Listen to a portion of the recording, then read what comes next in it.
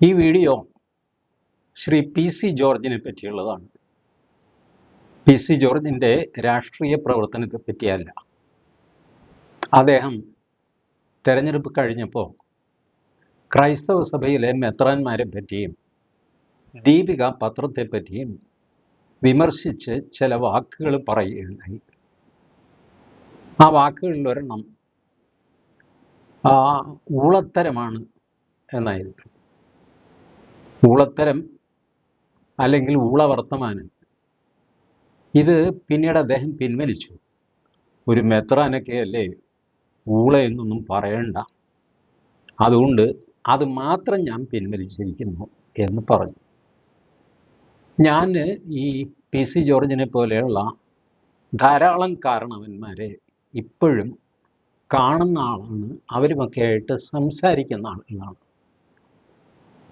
ഗ്രാമങ്ങളിലും നഗരങ്ങളിലും കേരളത്തിൽ വ്യാപകമായിട്ട് ഇങ്ങനത്തെ കാരണവന്മാരെ നിങ്ങൾക്ക് കാണാൻ പറ്റും. അവർക്കൊക്കെ ഒരുപക്ഷെ വയസ്സായതുകൊണ്ട് ചെറുപ്പക്കാരവരെ അവഗണിക്കുന്നുണ്ടാവാം. പക്ഷെ അവരോട് സംസാരിക്കുമ്പോൾ ഇത്തരം വാക്കുകളൊക്കെ ധാരാളമായിട്ട് നിങ്ങൾക്ക് കേൾക്കാൻ പറ്റും. നിങ്ങളുടെ വൊക്കാബുലറി വർദ്ധിപ്പിക്കാൻ പറ്റും. ഇത് മാത്രമല്ല, കുറിക്കുകൊള്ളുന്ന പല വാക്കുകളും അത് പഴമക്കാരിൽ നിന്ന് തന്നെ പഠിക്കണം. മലയാള ഭാഷയുടെ ശക്തി അത് പലപ്പോഴും ചോർന്നു പോകുന്നതായിട്ട് എനിക്ക് തോന്നിയിട്ടുണ്ട്. അതിങ്ങനെ ഒരു ഫോർമൽ ഭാഷയായിട്ട് മാറും. ആശയം ശരിക്കും മനസ്സിലാവാത്ത രീതിയിൽ രാഷ്ട്രീയക്കാരൊക്കെ പറയാറില്ലേ, അത് അങ്ങനെ ഒരു നിലപാട് ഞങ്ങൾക്കില്ല, ഇത്ര നിലപാടില്ല, അങ്ങനെ ഒരു അഭിപ്രായം ഞങ്ങൾക്കില്ല എന്ന് മതി. നിലപാട് വേറൊരു സാധനമാണ്. ഒരു പ്രത്യേക സ്റ്റാൻഡ് എടുക്കുന്നതിനാണ് നിലപാടെന്ന് പറയുന്നത്. നിങ്ങളുടെ ഒപ്പീനിയൻ പറയുന്നതിന് നിലപാട് എന്ന് പറയരുത്. പിന്നൊരു വാക്ക് രാഷ്ട്രീയക്കാർ ദുരുപയോഗം ചെയ്യുന്നത് സമീപനമാണ്. സർക്കാർ ഒരു കാര്യം ചെയ്തു തന്നില്ലെങ്കിൽ സർക്കാർ നിഷേധാത്മകമായ സമീപനം കൈക്കൊണ്ടു. ഇതെന്ത് പണ്ടാരം, ഞങ്ങൾ ചോദിച്ചു സർക്കാർ തന്നില്ല, ഇത്രയും പറയേണ്ട കാര്യമുള്ളൂ. നിഷേധാത്മകമായ സമീപനം കൈക്കൊണ്ടു എന്നൊക്കെ എന്തിനിങ്ങനെ വളച്ചു കെട്ടുന്നത് എനിക്ക് മനസ്സിലാവുന്നില്ല. ഇപ്പം ഈ വളച്ചു കെട്ടാതെ ആൾക്കാർ സംസാരിക്കുമ്പോൾ ഇപ്പോൾ പുതിയ തലമുറ ഞെട്ടിപ്പോകുന്നു, പ്രത്യേകിച്ച് ടി വിക്കാർ. അവരാണ് ഈ വളച്ചു വർത്താനം പറയുന്നതിൻ്റെ ഉസ്താദുക്കൾ. അപ്പോൾ അവർക്ക് ഒരു കാര്യം ഒരു ചോദ്യം നേരെ ചോദിക്കാനോ ഉത്തരം പറയാനോ മീഡിയയ്ക്ക് സാധിക്കുന്നുണ്ടോ? മീഡിയ ഇപ്പോൾ ഡെസ്കിൽ നിന്ന് വിളിച്ചു ചോദിക്കുന്നു, സണ്ണി മൂവാറ്റുപുഴയിൽ എന്താണ് സാഹചര്യം, മഴ പെയ്യാനുള്ള ഒരു അന്തരീക്ഷം അവിടെയുണ്ടോ, ജനങ്ങളൊക്കെ അങ്ങോട്ടും ഇങ്ങോട്ട് പോവുകയാണോ, കുട കയ്യിലെടുത്തിട്ടുണ്ടോ? ഇതിൻ്റെ ഒന്നും ആവശ്യമില്ല. സണ്ണി മൂവാറ്റുപുഴയിൽ മഴ പെയ്യുന്നുണ്ടോ, ഇത്രയും ചോദിച്ചാൽ മതി. മഴ പെയ്തു കഴിഞ്ഞാൽ ജനം കുട കയ്യിലെടുക്കുകയോ എടുക്കാതിരിക്കുകയോ ഓടിക്കളയുകയോ കടത്തിണ്ണൽ കയറി നിൽക്കുകയോ ഒക്കെ ചെയ്തൊക്കെ എല്ലാവർക്കും അറിയാവുന്നതാണ്. എന്നാൽ മറുപടി പറയുന്ന ആൾ ഇല്ല, മൂവാറ്റുപുഴയിൽ മഴയില്ല എന്ന് പറയണ്ടേ? ഇത് പറയില്ല. തീർച്ചയായും എന്ന് പറഞ്ഞിട്ടാണ് ഉത്തരം തുടങ്ങുന്നത്. തീർച്ചയായും മോളി മൂവാറ്റുപുഴയിൽ മഴ പെയ്യാനുള്ള എല്ലാ സാഹചര്യവും സംജാതമായിട്ടുണ്ട്. എന്ത് സാഹചര്യം സംജാതം? കാറ് മൂടി നിൽക്കുകയാണ്, ഏത് നിമിഷവും മഴ പെയ്യാം എന്ന് പറഞ്ഞാൽ ഉത്തരമായി. പക്ഷേ ഈ ഉത്തരം പറഞ്ഞു തീരണമെങ്കിൽ 2-3 മിനിറ്റ് വേണം. അത് കഴിഞ്ഞിട്ട് പിന്നെ കൊട, പിന്നെ ഒരു ഓട്ടോറിക്ഷ വന്ന് നിൽക്കുന്നത്, അതിൽ നിന്നൊരു അമ്മൂമ്മ ഇറങ്ങുന്നത്, ഇങ്ങനെയൊക്കെ കാണിച്ചിട്ട് മനുഷ്യനെ മെനക്കെടുത്തു. ഇതൊക്കെ ഈ ടി വി വന്നതിന് ശേഷം ഉണ്ടായ നാടകങ്ങളാണ്. നമ്മളുടെ മലയാളം വളരെ സരളമായിരുന്നു, സിമ്പിളായിരുന്നു. അതിൽ ഒരു വാക്കുകൊണ്ട് ഒരുപാട് അർത്ഥങ്ങൾ ദ്യോതിപ്പിക്കാനും സാധിക്കുമായിരുന്നു. അതിലൊന്നാണ് ഊള. ഇതാ എൻ്റെ മുമ്പിൽ ശബ്ദധാരാവിൽ ഇരിക്കുന്നു, ശ്രീകണ്ഠേശ്വരം പത്മനാഭപിള്ളയുടെ ശബ്ദധാരാവിൽ. അതിൽ ഊളയുടെ അർത്ഥം കൊടുത്തിട്ടുണ്ട്. ഊളയ്ക്ക് പല അർത്ഥങ്ങളാണ് കേട്ടോ. ഒന്നാമത്തെ അർത്ഥം അഴുക്ക്. അപ്പോൾ ഊളത്തരം എന്ന് പറഞ്ഞാൽ എന്താ? അഴുക്ക് വർത്തമാനം, അഴുക്ക് പ്രവൃത്തി. അപ്പോൾ പി സി ജോർജ് അത് പിൻവലിക്കേണ്ട കാര്യം ഉണ്ടായിരുന്നോ? ഇല്ല. അടുത്ത അർത്ഥം ചെളി. ചെളി എന്ന് പറഞ്ഞാൽ മോശപ്പെട്ട, വൃത്തികെട്ട ഒരു സാധനമാണ്. അത് പക്ഷെ അശ്ലീലമൊന്നുമല്ല. ചെളി വർത്തമാനം, ചെളി അടിക്കുക, വെറുതെ വർത്തമാനം പറഞ്ഞുകൊണ്ടിരിക്കുന്നത് ചെളി അടിക്കുക എന്ന് പറയാറുണ്ട്. അപ്പോൾ അത് ആ അർത്ഥത്തിലെടുത്താലും പിൻവലിക്കേണ്ട കാര്യം ഉണ്ടായിരുന്നില്ല. പിന്നെ ചില മൃഗങ്ങളുടെ ഓരിയിടൽ, മൃഗം ഏതാണെന്ന് പറഞ്ഞിട്ടില്ല. ചില മൃഗങ്ങളുടെ ഓരിയിടൽ, അത് പട്ടിയാവാം, പശുവാകാം, ആനയാകാം, എന്തുമാകാം. അപ്പോൾ ഒരു ഊരിയിടൽ ഓ എന്ന് പറഞ്ഞുള്ള ഒരൊച്ച, അത് അശ്ലീലമാണോ, അധിക്ഷേപമാണോ? അല്ല. അർത്ഥശൂന്യമായ ഒരു ശബ്ദം, അഥവാ മനുഷ്യന് മനസ്സിലാകാത്തത് മൃഗത്തിന്, വേറൊരു മൃഗത്തിന് മനസ്സിലാവുന്നുണ്ടാവും, നമുക്ക് മനസ്സിലാകുന്നില്ലെന്നേ ഉള്ളൂ. അങ്ങനെയുള്ള ഊരിയിടൽ ആ അർത്ഥത്തിൽ എടുത്താലും അത് പിൻവലിക്കേണ്ട ഒരു വാക്കല്ല. പിന്നെ ഊളയുടെ അടുത്ത അർത്ഥം വീർത്ത് മുന്നിലേക്ക് ഉന്തിയ വയറ്, കൊടവയറ്. ഊള എന്നതിൻ്റെ അർത്ഥമാണ്. PC ജോർജ് ദ്യോതിപ്പിച്ച ആ മെത്രാന് കൊടവയറുണ്ടോ എന്നെനിക്ക് അറിഞ്ഞുകൂടാ. ഉണ്ടാവാനാണ് സാധ്യത.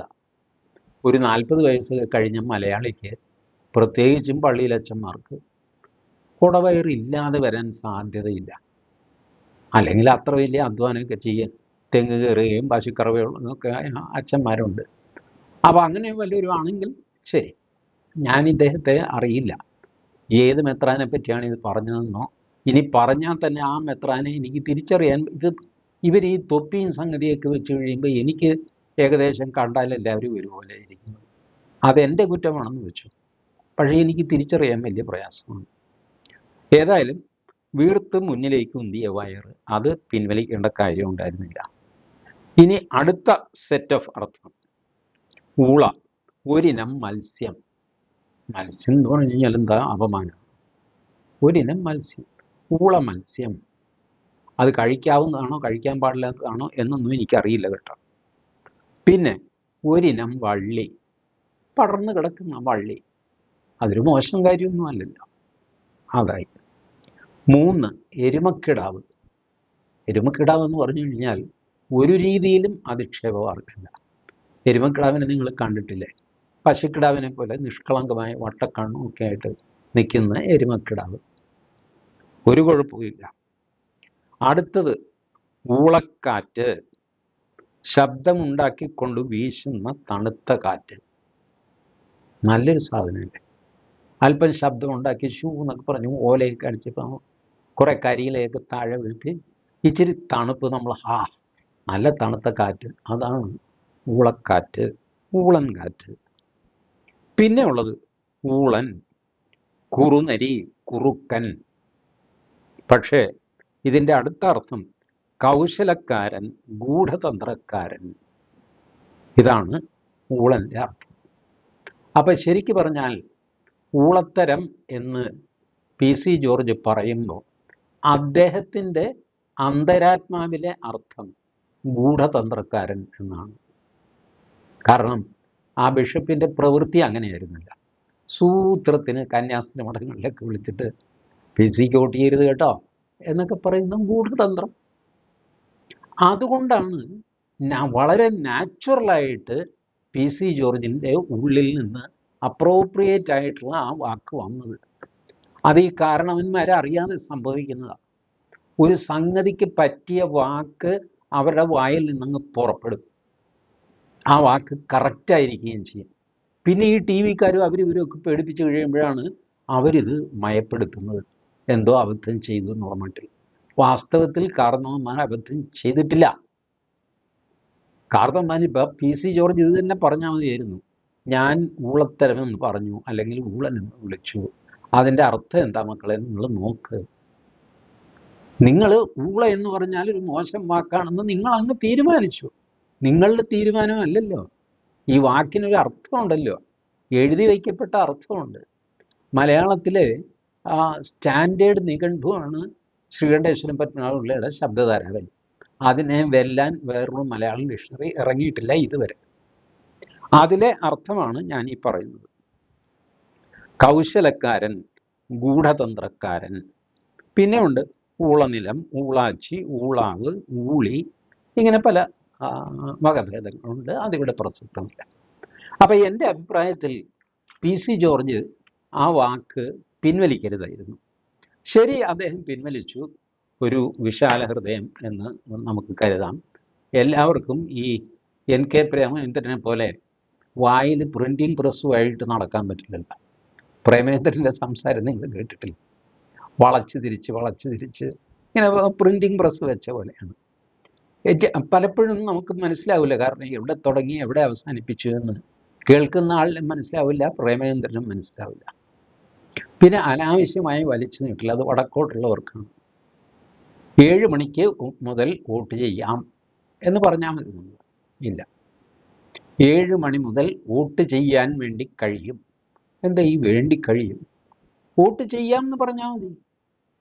അല്ല, ചെയ്യാൻ വേണ്ടി കഴിയും, വരാൻ വേണ്ടി കഴിയും, പോകാൻ വേണ്ടി കഴിയും, കഴിക്കാൻ വേണ്ടി കഴിയും, കഴിയാൻ വേണ്ടി കഴിയും. ഇതെന്തൊരു കഴിയും? അത് മിക്കവാറും വടക്കുന്നുള്ള രാഷ്ട്രീയക്കാരൊക്കെ നോക്കിക്കോ, അവരെല്ലാം ഈ നടക്കാൻ വേണ്ടി കഴിയും, ഓടാൻ വേണ്ടി കഴിയും എന്നൊക്കെ പറയുന്നവരാണ്. ഇതിനൊന്നും ഒരു അർത്ഥവുമില്ല, അർത്ഥശൂന്യമായ ചില പ്രയോഗങ്ങളാണ് ഇതൊക്കെ. നമ്മുടെ കുട്ടിക്കൃഷ്ണമാരാരുടെ മലയാള സാഹിത്യം അത് വായിച്ചു നോക്കണം. നമ്മൾ ഒരുപാട് വാക്കുകൾ അനാവശ്യമായിട്ട് നമ്മൾ പ്രയോഗിക്കുന്നു. ഒരു പ്രയോജനവും ഇല്ല എന്ന് പറഞ്ഞാൽ കഴിഞ്ഞു. പക്ഷെ നമുക്ക് തൃപ്തിയില്ല, യാതൊരു പ്രയോജനവും ഇല്ല എന്ന് നമ്മൾ പറയും. ഞാനും പറയാറുണ്ട് കേട്ടോ, ശീലം കൊണ്ട് പറയുന്നത്. വാസ്തവത്തിൽ ഒരുവും യാതൊരുവും തമ്മിൽ ഒരു വ്യത്യാസവുമില്ല. ഒരാളുമില്ല എന്ന് പറഞ്ഞാൽ കഴിഞ്ഞല്ലോ. യാതൊരാളുമില്ല, ആയിക്ക് എന്താ അവിടെ പ്രസക്തി? ഒരു പ്രസക്തിയില്ല. ഇത് കുട്ടിക്കൃഷ്ണമാരാർ പറഞ്ഞാണ്, സത്യമല്ലേ? അതുപോലെ ഇട്ടുള്ള എന്ന് പറഞ്ഞൊരു സാധനമുണ്ട് മലയാളത്തിൽ. മുസ്ലിം മതക്കാരായിട്ടുള്ള, എന്തിട്ടുള്ള? മുസ്ലിം മതക്കാരായ. പിന്നെ മുസ്ലിം മതക്കാരായ എന്ന് പറഞ്ഞാൽ കുറച്ചു മുമ്പ് അവർ വേറെ എന്തായിരുന്നു, ഇപ്പം മുസ്ലിം മതക്കാരായി എന്ന് തോന്നുന്നു. കുട്ടിക്കൃഷ്ണമാരാർ പറഞ്ഞു അതും വേണ്ട, മുസ്ലിങ്ങളായ. പിന്നെ കുട്ടിക്കൃഷ്ണമാരാർ പറഞ്ഞു മുസ്ലിങ്ങളായ ഒന്നും വേണ്ട, മുസ്ലിങ്ങൾ എന്ന് മതി.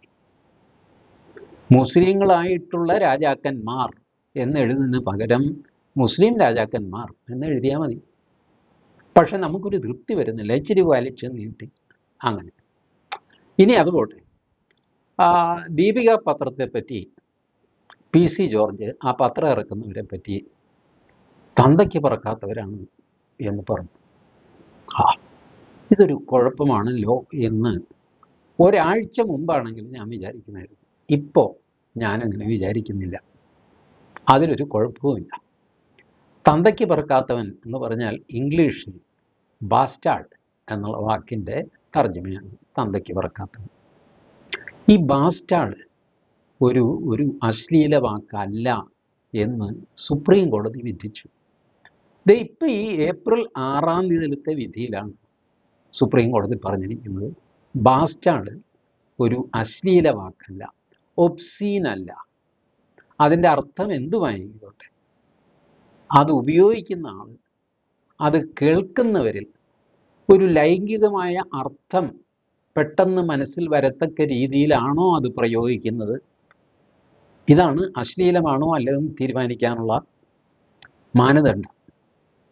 അപ്പോൾ ചീത്ത വികാരങ്ങൾ മനസ്സിൽ ഉണ്ടാകുന്നുണ്ടോ? തന്തയ്ക്ക് പറക്കാത്തവൻ എന്ന് കേൾക്കുമ്പോൾ അത്രയും വേണ്ടിയിരുന്നില്ല എന്നാണ് നമുക്ക് ആദ്യം തോന്നുന്നത്. അല്ലാതെ തന്തയ്ക്ക് പറക്കാത്തവൻ എന്ന് പറയുമ്പോൾ അവൻ്റെ തള്ളയുടെ സ്വഭാവം മോശമായിരുന്നെന്നും തള്ള ആരുടെ കൂടെയൊക്കെ പോയി കാണുമെന്നും അങ്ങനെ ഇങ്ങനെയൊക്കെ ചിന്തിച്ചു, ഇങ്ങനെയൊക്കെ നമ്മുടെ ചിന്തയിൽ വരാറുണ്ട്, ഇല്ലല്ലോ? അപ്പോൾ കോടതി പറയുന്നത്, ഞാനത് വായിച്ചു കേട്ടു, അത് ദീർഘമായ ഡിസ്കഷൻ എടുത്തു. ഇത് മദ്രാസിലെ ഒരു കേസാണ് കേട്ടോ. ചേട്ടാനിയന്മാരുടെ മക്കൾ തമ്മിൽ അതിര് തർക്കം. അതിൽ ചേട്ടൻ മരിച്ചുപോയി നേരത്തെ. ചേട്ടൻ്റെ മക്കളും അനിയനും അനിയൻ്റെ മക്കളും തമ്മിൽ ഒന്നും തള്ളും ബഹളം. അതിര് തർക്കമാണല്ലോ ഏറ്റവും വലിയ തർക്കം. അതിലൊരു ആഞ്ഞിലി നിൽക്കും. ഇവർ ഭാഗം വയ്ക്കുമ്പോൾ ആഞ്ഞിലി തീരെ ചെറുതായിരിക്കും, ഒലക്കവണ്ണം പോലും കാണില്ല ആഞ്ഞിലിക്ക്. കാലം പോകെ ആഞ്ഞിലി അങ്ങ് വലുതാകും. വലുതായി കഴിഞ്ഞാൽ ആഞ്ഞിലിക്ക് കാശ് കിട്ടുന്നു. അപ്പോൾ ആഞ്ഞിലി അപ്പുറത്താണ് ഇപ്പുറത്താണെന്ന് പറഞ്ഞിട്ട് വേലി കെട്ടാൻ നേരത്ത് വഴക്കുണ്ട്. ഇതുപോലൊരു വഴക്ക്, അന്യോന്യം ഭയങ്കര ചീത്ത വിളിയും ബഹളവും. അതിനിടയ്ക്ക് ബാസ്റ്റാർഡെന്ന് വിളിച്ചു. ഒരാൾ ഒരു പലക കഷ്ണം എടുത്തിട്ട് ഈ മൂപ്പിലേക്ക് ഒരു അടി വെച്ചു കൊടുത്തു. അടിച്ചത് തലയ്ക്കടി കൊള്ളണം എന്ന് വിചാരിച്ചൊന്നുമല്ല, ഒരെണ്ണം കൊടുത്തു, അത് തലയ്ക്ക് കൊണ്ടു. 4-5 ദിവസം ആശുപത്രി കിടന്ന് മൂപ്പില മരിച്ചു. ഇതാണ് കേസ്. ശരി, അതിൽ കൊലപാതക ശ്രമം, അത് ഇത് സംഗതി ഇതുപോലെയൊക്കെയുള്ള ചർച്ച കഴിഞ്ഞിട്ട് ഈ സുപ്രീം കോടതി ഈ ബാസ്റ്റാർഡ് എന്നുള്ള ചർച്ചയിലേക്ക് വന്നു. ആ ചർച്ചയിൽ വന്നിട്ട് സുപ്രീം കോടതി പറഞ്ഞു, ഈ ബാസ്റ്റാർഡ് എന്ന് ഒരു തവണ വിളിച്ചാൽ അതിൽ വലിയ കുഴപ്പമൊന്നുമില്ല. 6-ാം തീയതിയിലത്തെ ജഡ്ജ്മെൻ്റാണ് അത്, അതിൽ പ്രശ്നമൊന്നുമില്ല എന്ന് കോടതി പറയുന്നു. എൻ്റെ കയ്യിലുണ്ട് ജഡ്ജ്മെൻറ്റ്, 10-13 പേജുണ്ട്. അതുകൊണ്ട് ഞാൻ മുഴുവൻ വായിക്കാനിരിക്കുന്നില്ല എന്നേ ഉള്ളൂ. സുപ്രീം കോടതി പറഞ്ഞതിൻ്റെ ചുരുക്കം ഇതാണ്.